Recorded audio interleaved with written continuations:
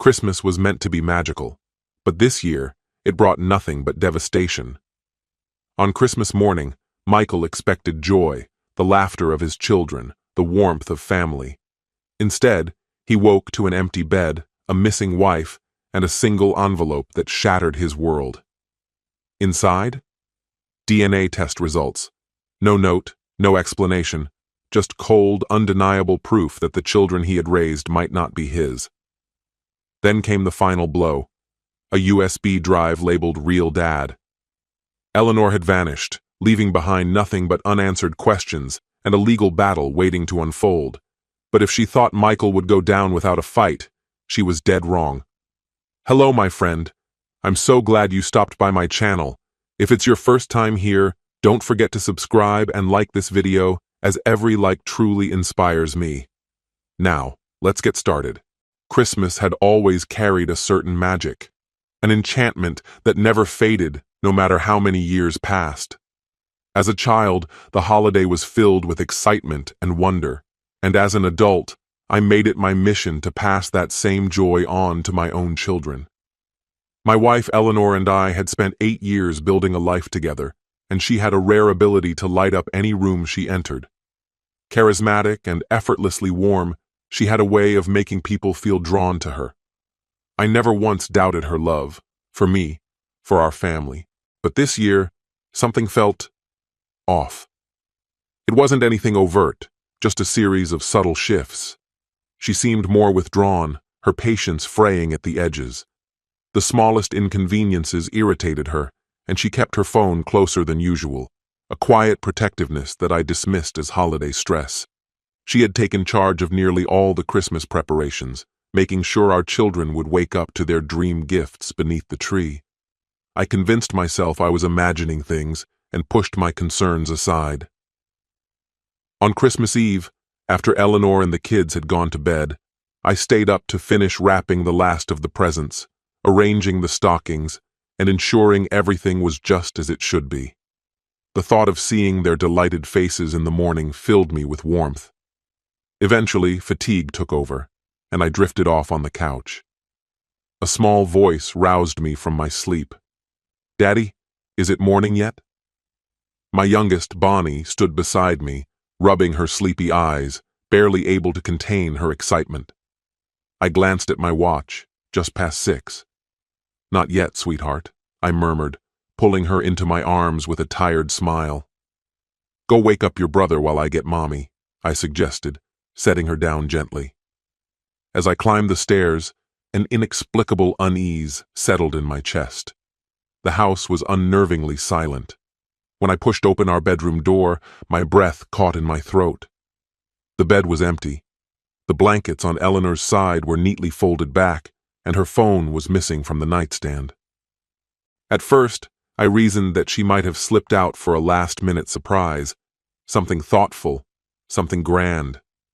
That was just like her. Forcing away the creeping sense of dread, I returned to the kids, determined to focus on the morning. Bonnie and her older brother Brian were already lost in the excitement of tearing through their gifts, their laughter filling the room. For a fleeting moment, everything felt normal. Then Brian picked up a slim, unmarked envelope. "Dad, what's this?" "There's no name on it," he asked, brows knitted in confusion. My stomach twisted as I took it from him, my fingers stiff as I pulled out the contents. A DNA test. No note, no explanation, just a cold clinical report with Brian's name printed at the top. My breath hitched in my chest. Before I could process what I was seeing, Bonnie spoke again. "Daddy, this was in my stocking." She handed me a second envelope, her innocent curiosity slicing through me like a blade. My hands shook as I opened it. Another DNA test. This one bore Bonnie's name. The world seemed to shift around me, the room tilting as my mind raced with questions. Why would Eleanor do this? And why today, of all days? Swallowing the rising panic, I forced my voice to remain steady. "Keep opening your presents, okay?" I said, my lips numb. My hands felt like ice as I reached for the final gift under the tree, the one addressed to me.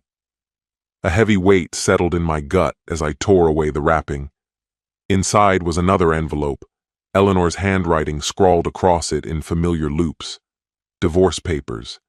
And beneath them, a USB stick marked in thick, bold letters, "Real Dad." I sat frozen, staring at the contents in disbelief. My entire body felt cold. This had to be a mistake. My hands trembled as I reached for my phone, desperate to call her. But when I pulled up her contact, a fresh wave of horror washed over me. She had blocked me.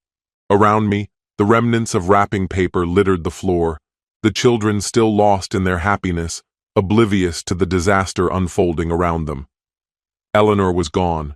She had disappeared, leaving behind nothing but a stack of legal documents and a storm of unanswered questions. I struggled to steady my breathing, but my pulse roared in my ears, drowning out the sounds of my children playing. My eyes drifted back to the divorce papers, my name etched starkly in black ink. Petitioner, Eleanor Valdez. Respondent, Michael Valdez. Respondent. As if I were merely reacting to some inevitability, as if this had been my doing. How had it come to this? I had believed in our love, in our partnership.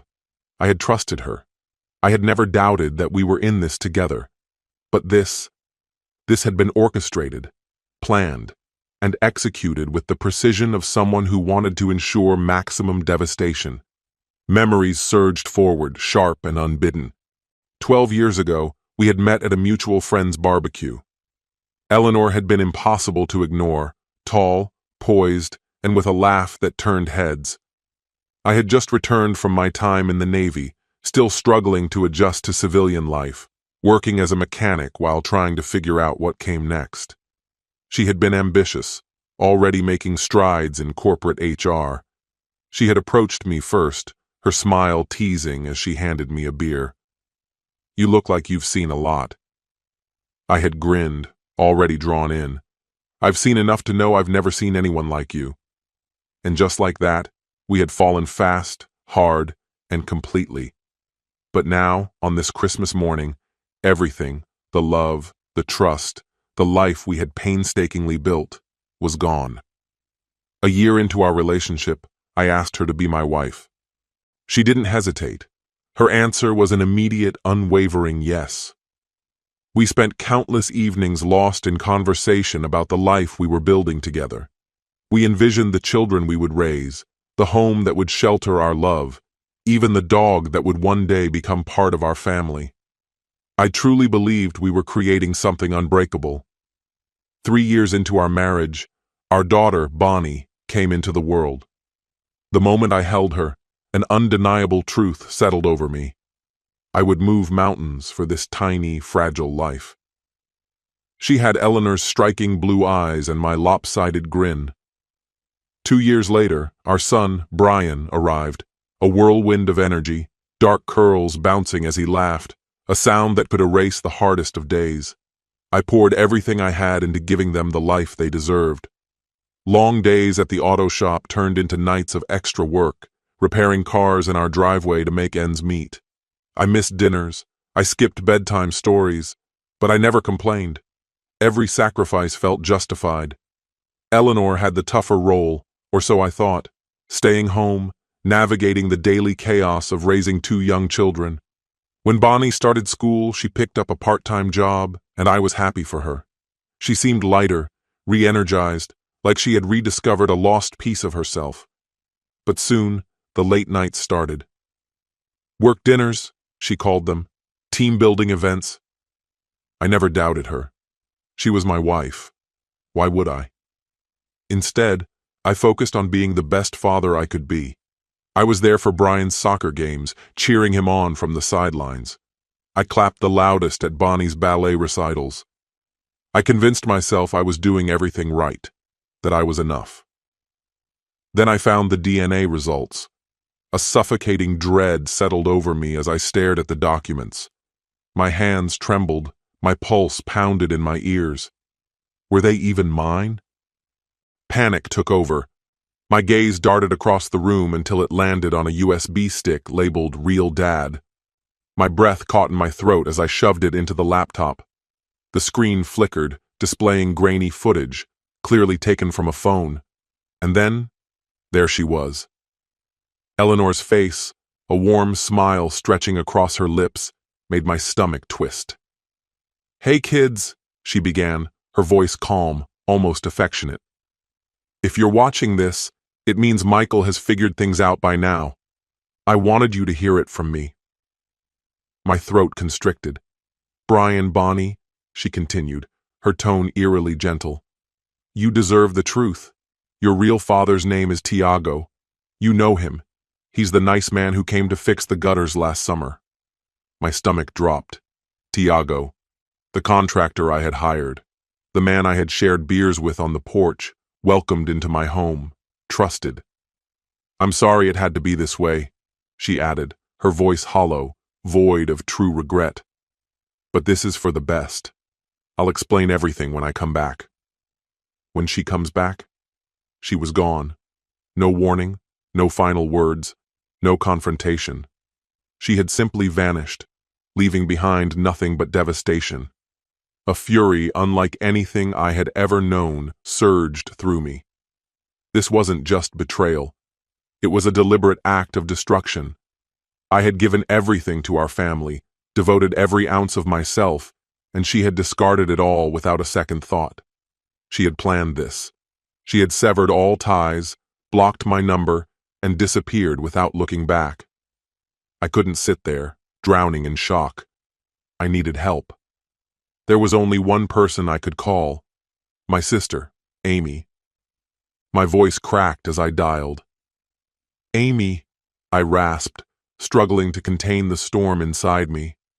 "Eleanor's gone, and she left behind something I don't know how to handle." Amy had always been my rock, the one person I knew I could count on. If anyone could help me make sense of this nightmare, it was her. But as I laid out the painful truth, an even darker realization began to take shape. This wasn't just about my children. This wasn't just about Eleanor. This was about me, my dignity, my identity, my life. She had turned everything I knew into a battlefield, and I had never even realized I was at war. After I ended the call with Amy, the weight of it all threatened to crush me. Why? Why would she do this? How could someone spend over a decade building a life, raising children, only to rip it all apart so ruthlessly? I couldn't sit around waiting for answers. I had to find them myself. Pulling out the laptop, I scoured through everything: emails, bank records, anything that could shed light on what had been happening right under my nose.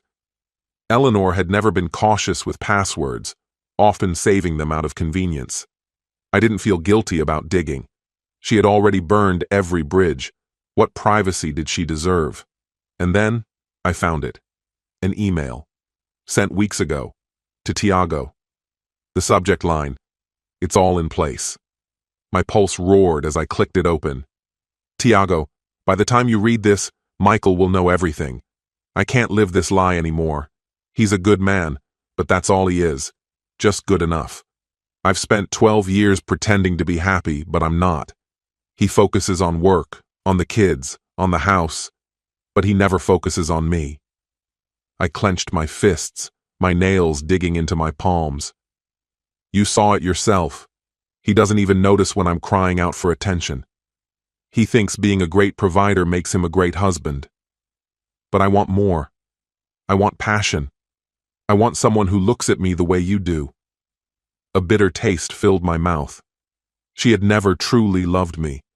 Not the way I had loved her.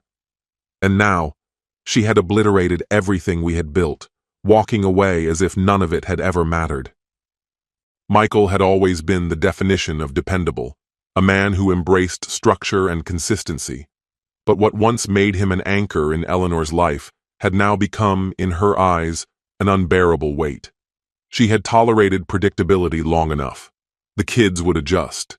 They had already warmed to Tiago, and Michael, ever the stable presence, would provide the foundation they needed while she carved out a new life for herself.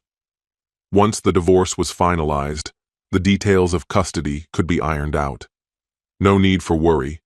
She had already secured a lawyer who would ensure Michael walked away with as little as possible. He would rage, no doubt, but in time, he'd accept it. Michael's grip tightened around his laptop, his knuckles whitening as realization set in. She wasn't just leaving. She was rewriting their history, casting herself as the long-suffering wife and him as the oblivious boor who had brought this upon himself.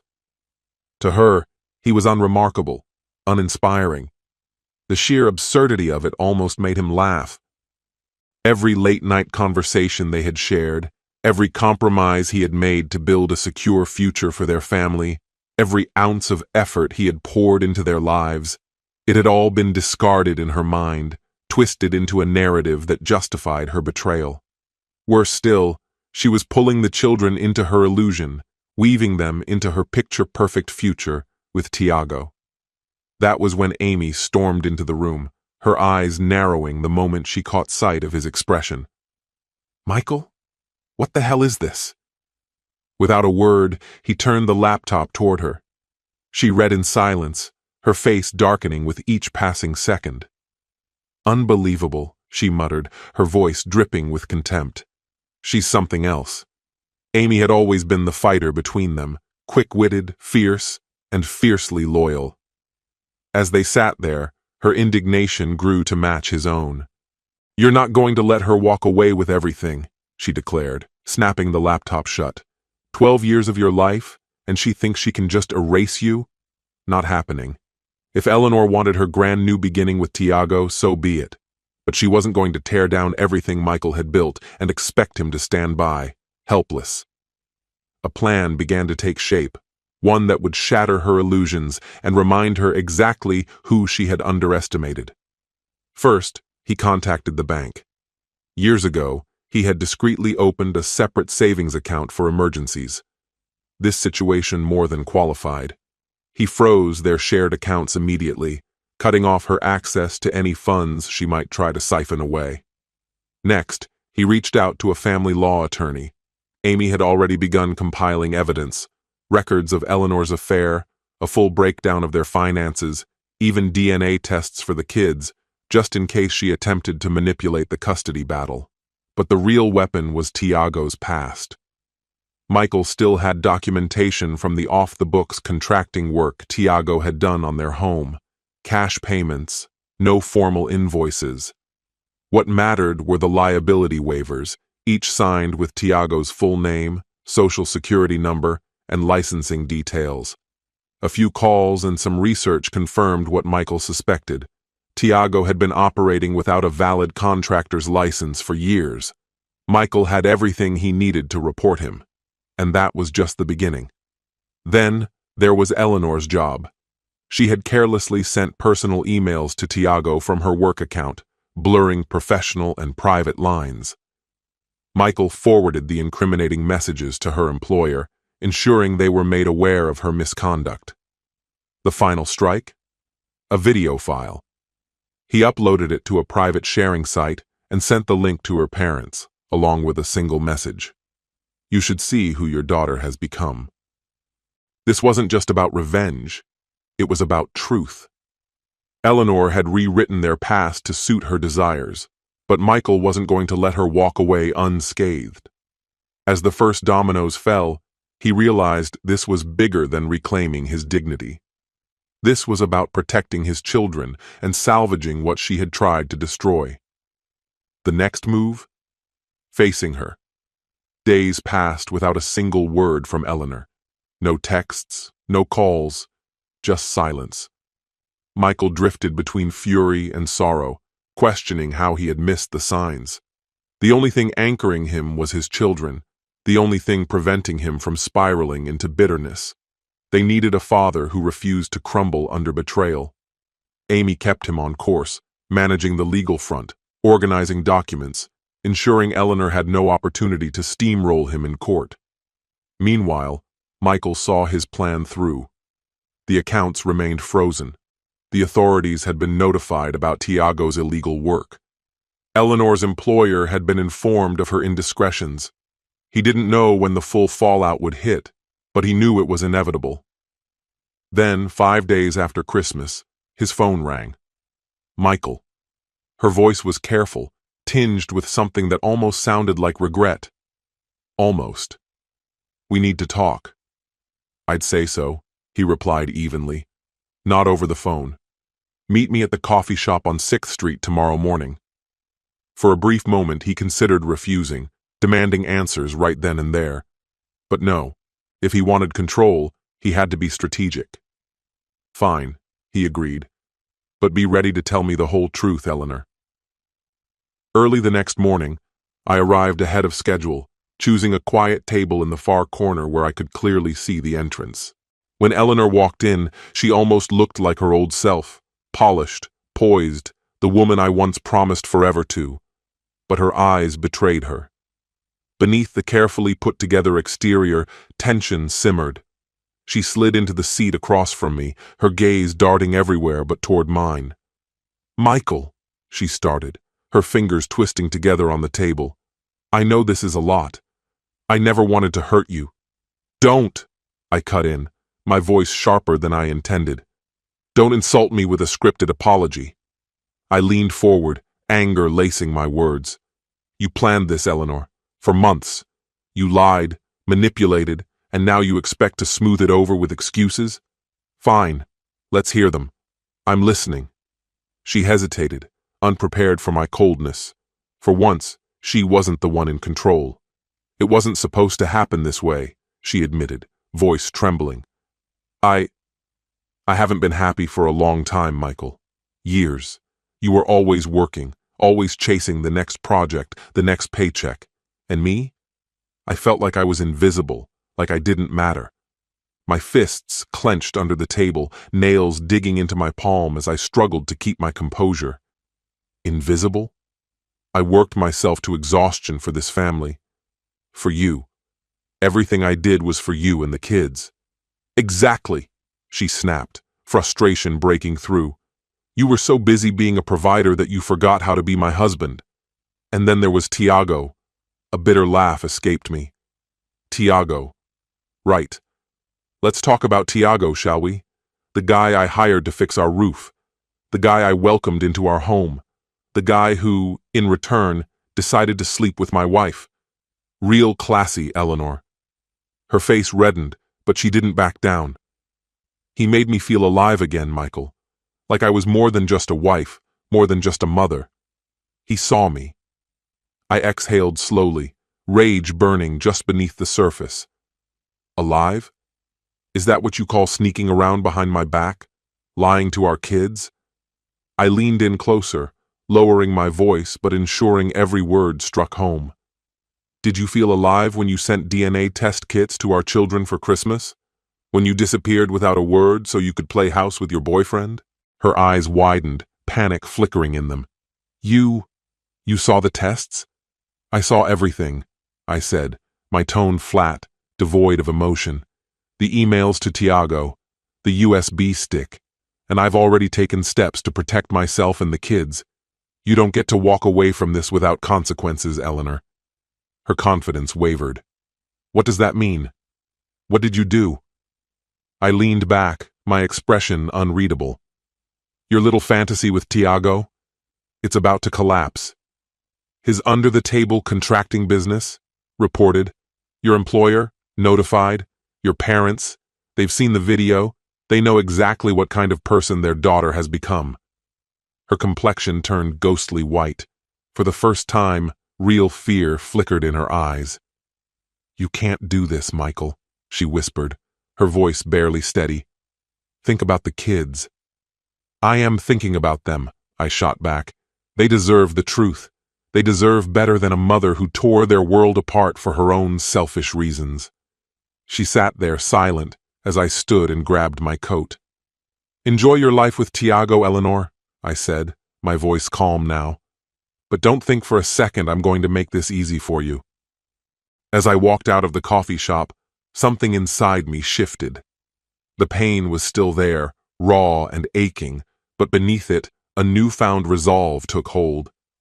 Eleanor thought she could rewrite our family's story, but I wasn't about to let her, not without a fight. The confrontation had awakened something in me, something long buried. For years, I had sacrificed, trusted blindly, given everything without expecting much in return. That version of me was gone. Now, I was ready to take control, to ensure Eleanor didn't get to decide how this ended. The following week passed in a whirlwind of decisive action. The divorce papers Eleanor had smugly left behind. My lawyer countered them swiftly. Adultery, fraud, emotional damages. She was going to be held accountable for every betrayal. The email where she bragged that her lawyer would make sure I walked away with nothing. My legal team had already begun dismantling her claims piece by piece. But this wasn't just about legal battles. It was about the kids. Brian and Bonnie deserved the truth, but not in the cruel way Eleanor had forced it upon them.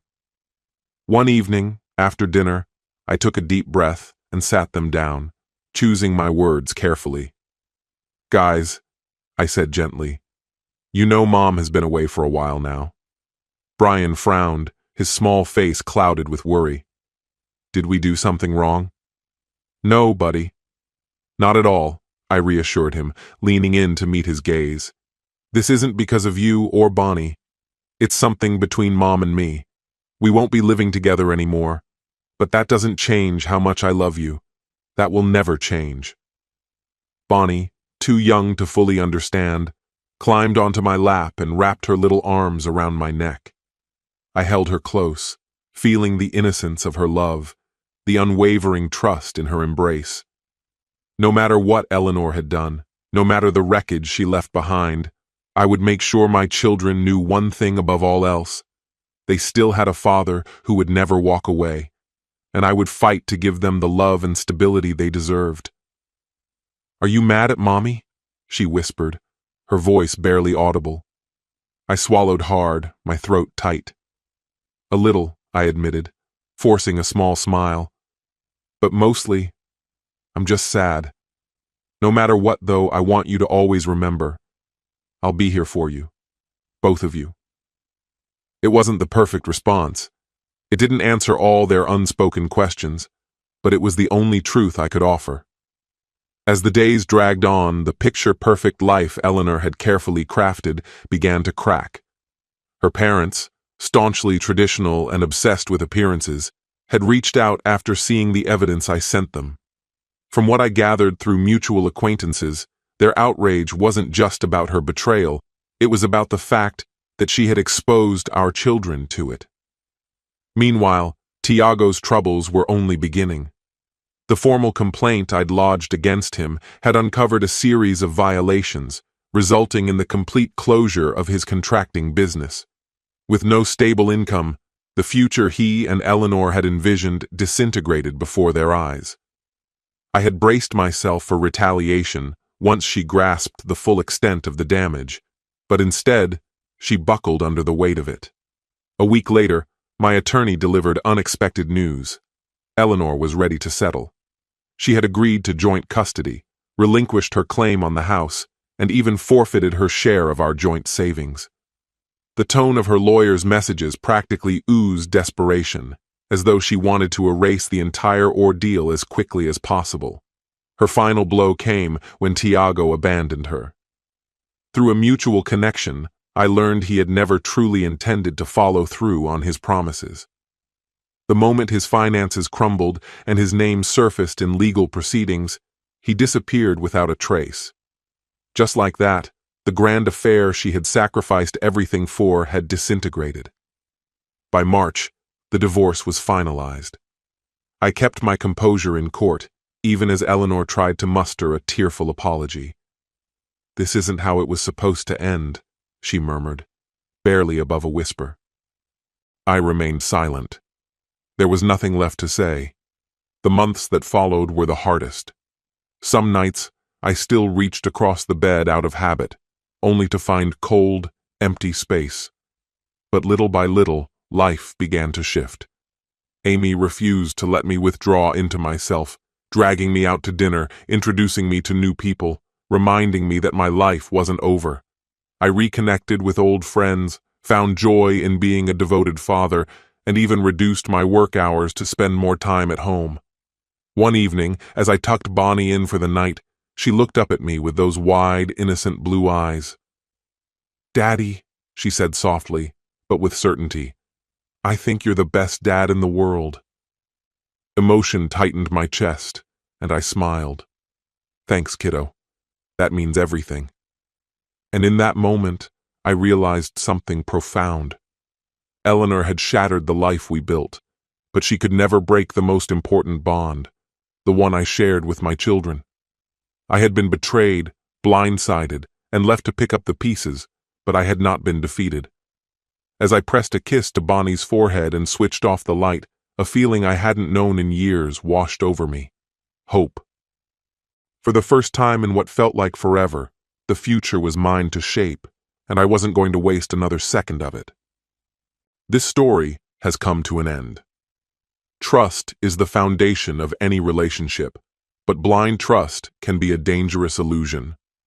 Michael gave everything, his love, his time, his devotion, only to be betrayed in the most calculated way. Eleanor's actions serve as a harsh reminder. Love is not just about giving, but also about being valued and respected in return. This story is a testament to resilience. No matter how deep the betrayal, no matter how broken you feel, you can rebuild. Pain is temporary, but dignity lasts forever. Michael lost the woman he loved, but he found something greater: his strength, his self-worth, and the unwavering love of his children. Betrayal may shake you, but it doesn't have to break you. What's your opinion? Please tell me which city and country you watched this video from, and I'll say goodbye to you until the next video. Goodbye.